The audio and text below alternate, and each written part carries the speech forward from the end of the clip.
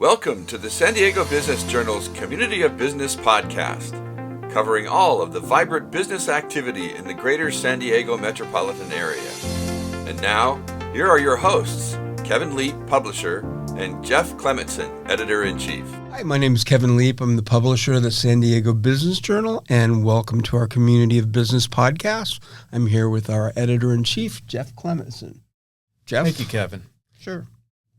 Hello, everyone, and welcome to the Community of Business podcast. And today we are joined by Alan Prohaska, head president of regional banking and head of corporate banking for PNC Bank in San Diego. Welcome, Alan. Hey, thanks for having me. So maybe not everybody knows of PNC. I'm sure a lot of people in the community do. But for those that don't, why don't you explain the history of PNC, how it came into San Diego, and maybe a little bit about your own history as well. Yeah, great. Thanks, guys. First, I want to say thanks to the Business Journal and for hosting this. It's a pleasure to be here and be with you guys. Yeah, so PNC Bank is a 170-year-old institution founded out of Pittsburgh, Pennsylvania. It is a nationwide bank now, coast to coast. It's the sixth biggest bank in the country as measured by asset size. That's kind of how banks typically kind of measure ourselves. We came to San Diego 5.5 years ago, so February of 2021, and we had the distinct pleasure of being the first California market to be opened by the bank. So I was lucky. I was fortunate to be selected for that job, and I was employee number one in February 2021, and today we're at about 150 employees in San Diego, covering the whole range of banking services from retail to private banking and corporate banking. Wow, and so maybe explain a little bit about what differentiates PNC from other banks. I will tell you one thing. I've been watching The Pit. I've been binge watching The Pit. Oh, yeah. And PNC is referenced frequently. Yeah, that's the motherland back there. I'm telling you, sir. So how I would describe how we differentiate ourselves, I'm going to do this in two different ways. One, I'm going to take you back to like the 8th grade, and if you guys remember Venn diagrams. Now, I know we're a podcast, so let's just visualize this. But if we had a Venn diagram, we would take one circle would be the big national money center banks. The other circle would be the community bank. And when you get the big banks, you get things like lots of branches everywhere. You get brand recognition. Maybe you get really favorable credit cards, auto loans, maybe better technology. But then sometimes the larger banks get critiqued on service and how they interact with the community. If you look at the smaller banks, the community banks, they get high marks on, it's the same banker's been serving you for 20 years and they give a lot back to the community, but maybe they lack in some of the more sophisticated financial products or cybersecurity products that the bigger banks have. So we've taken those two spheres or circles and we've tried to overlap them. And we're trying to be the middle, right? The overlap piece. So we want to bring you a coast-to-coast franchise and network. We want to bring you sophisticated capital markets and treasury products and solutions like that. But we want to do it with a personal touch. And we really want to make sure that our clients feel like we're local and we're invested in the community. And that's a significant differentiator. So PNC breaks up the U.S. into 53 markets approximately, and there's a regional president that manages each market, so I'm fortunate to have that job here. And our job is to run the market like a local bank. We want PNC to be associated with things that matter to San Diego. We don't want to look at Dallas or Orlando or Baltimore and say, we need to take those ideas to San Diego. We want to make it unique to San Diego. So a lot of what we do here in the community, and I'm blessed to be, although you don't see her in the studio, but joined by Valerie Tisha, who's my VP of Community Relations. We're blessed to take our knowledge of the community and then how do we invest in that and make solve needs and make our place, our community a better place to live. And we attend a lot of events, and it's very rare I walk into a room when one of you is not there. So thank you for all you do for San Diego. Yeah, no, you're welcome. I think Sid Vivek, CEO of the of Junior Achievement here in San Diego, always says it well. He's like, we always ask for people to give of their time, treasure, or talents. And I always like that because it's not just the monetary piece. How do we show up, just showing up sometimes and helping out? Yes, it's great if we can give monetarily. And then the last piece is if you have a skill set, how do you give that back to the community or an organization? Why don't you share a little bit more about community involvement looks like at PNC. You said junior achievement. I know that you're involved in a lot of things. Why don't you share with our listeners and viewers what other organizations you support, maybe what goes behind some of these decisions and what you are looking to support. Yeah, and this is, I really appreciate how PNC kind of sets up our markets like this, where there are a few categories or pillars that the bank nationwide says we're going to support. So the main one being early childhood education. So think of kids 5 years and younger, so before they get into the elementary, educational system. This is how do we get that segment of kids, specifically in low to moderate income areas, access to educational products, services that will accelerate their likelihood of succeeding in lower school, middle school, high school, which ultimately hopefully leads to better adult outcomes. And there's a lot of evidence to show that if we get that 0 to 5 age range primed correctly, those kids outperform all the way through the primary school years. So that's a national pillar. And you can see, we're involved in so many organizations with early childhood education. Another major piece for us is the arts. So you think of La Jolla Playhouse, Signet Theater, where we want to give back to the community. We think arts is an important part of a community thriving. I think that's very critical.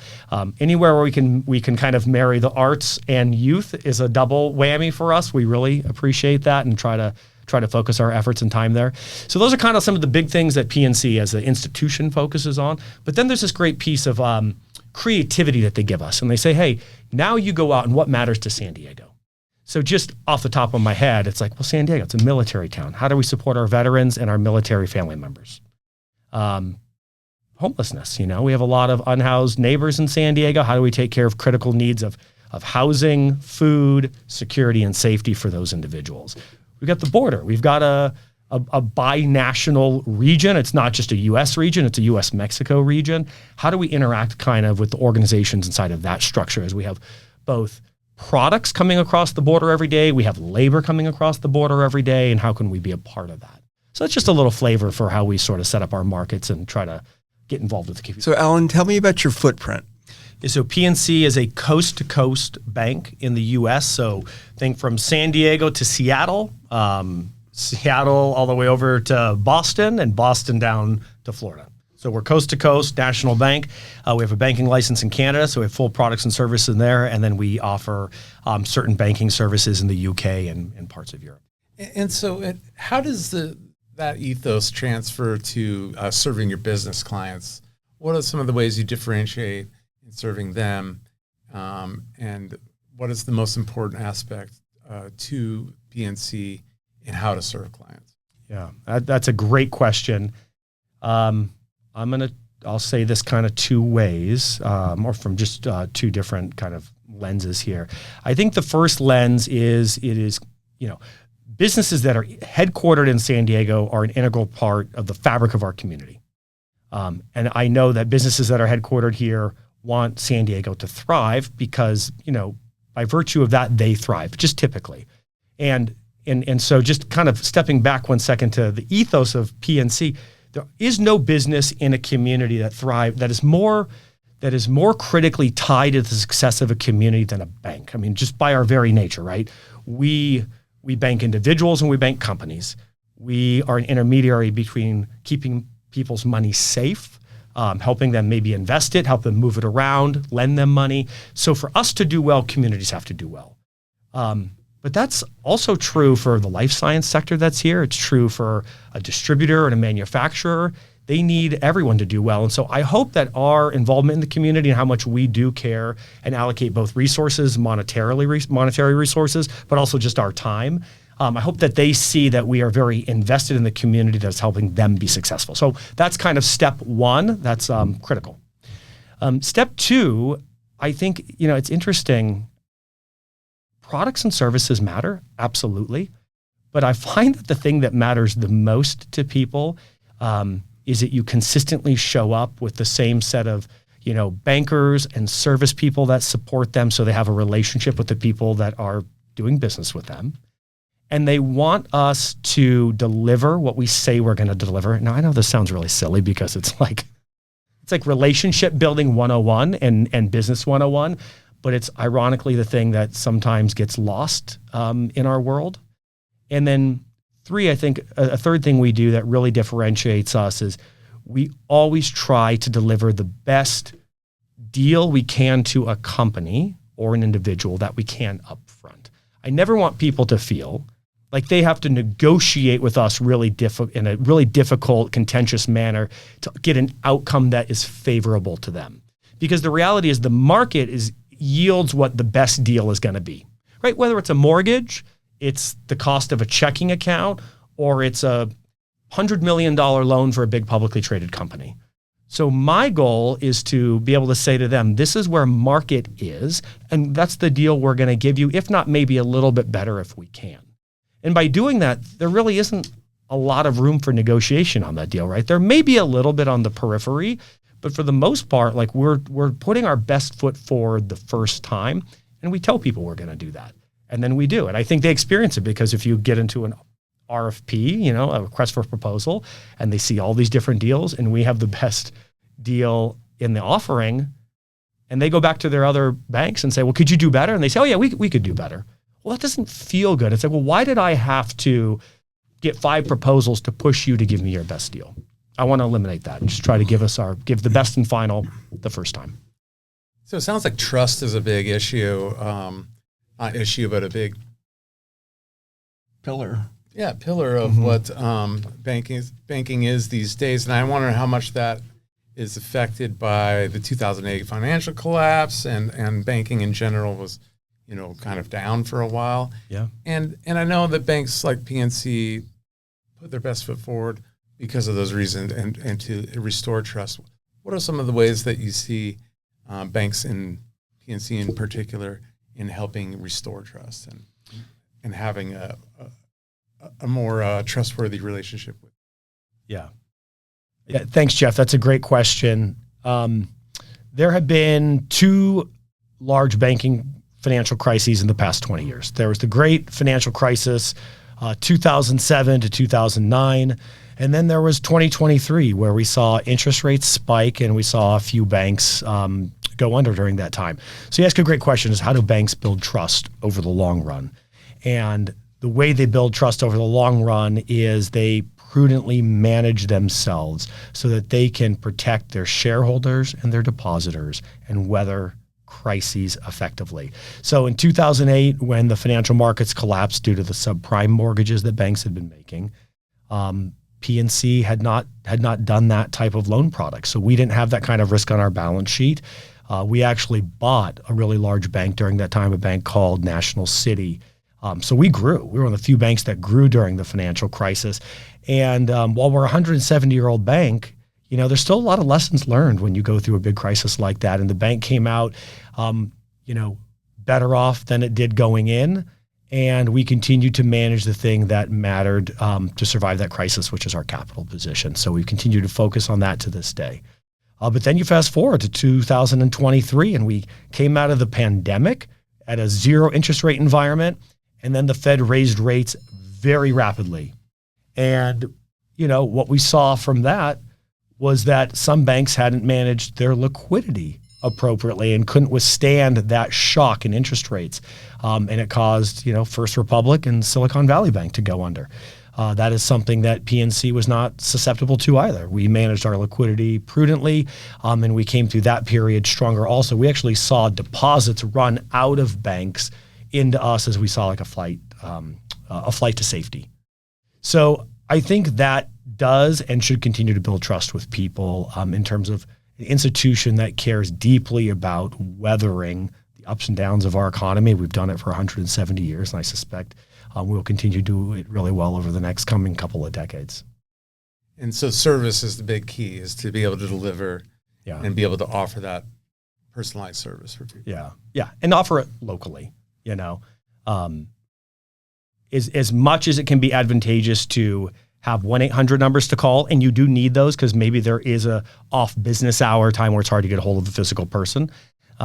We try to service all of our local clients, especially when you think on the business side. We try to service everyone in market by people that live here. Wonderful. You've been here since 2013, correct? Pretty much. I moved down. I'm a SoCal guy, born and raised. I grew up in the Santa Barbara area and then lived in LA for about 12 to 13 years. And then I've been down in San Moving your Diego. way to paradise. I know. It's one more move and I'm across the border. What do you see as having happened in the last, since you've been here? Tell me what you think about what's happening in San Diego right now. I think it's exciting. I grew up coming down to San Diego for surf trips in high school and in college. And I always remember thinking, man, the people who live in San Diego are just the luckiest people I could imagine. But it did feel a little bit more, if you backed up 10, 20, 30 years, it felt a little sleepier. And I think you fast forward today and we have a very robust economy in San Diego. And I think it's exciting because, we keep seeing more investment from the venture capital side of the world into San Diego. We see entrepreneurs starting businesses here. And I mean, that's ultimately the hope, is that this is a long-term thriving business community. And to be that, we have to be able to generate people that are smart and have access to means to start a business. And we have to figure out how to keep those people here. Because that is something you hear. People start a business and they can't find the right workforce. Well, then they got to move and they got to follow the workforce. It's we got to be able to provide that here. Got to keep people here. You got to figure out how to get housing to a point where you can attract talent and they're willing to stay because they can buy a house. That's something we face, right? That's a challenge we face as a community. Yeah. All of us, absolutely. So, what are those strategies you think for career and business development? Yeah, well, I hope, that's a complex one, because I think about housing, and probably not my exact sphere I should be speaking about, but you hope we figure out how to build more housing at a slightly more affordable per square foot cost. That's something that has to get figured out, not just San Diego. I mean, that's a California issue. From business development, look, we're really blessed to have the universities we have here: SDSU, USD, UCSD, Point Loma, Cal State San Marcos, and we produce a lot of young, smart, educated people. We got to keep them here, keep that brain trust invested in San Diego. So, yeah, sure, there's some other smarter people than me with better ideas, but we have a good ecosystem. We just got to retain it and keep it thriving. I think you're on point. I think both of you are on point. And we're honored to have you in San Diego, and we thank you. And I look forward to seeing you every single time I walk out. Yeah. It's a great thing. So thank you. Thank you guys for being here. Thank you for joining us for our Community Business Podcast. You can see us at sdbj.com. Thanks. Have a great afternoon. This has been a podcast from the San Diego Business Journal, the community of business. Keep watch on the journal's website, sdbj.com, for this and other podcasts, past and future. Copyright San Diego Business Journal, all rights reserved.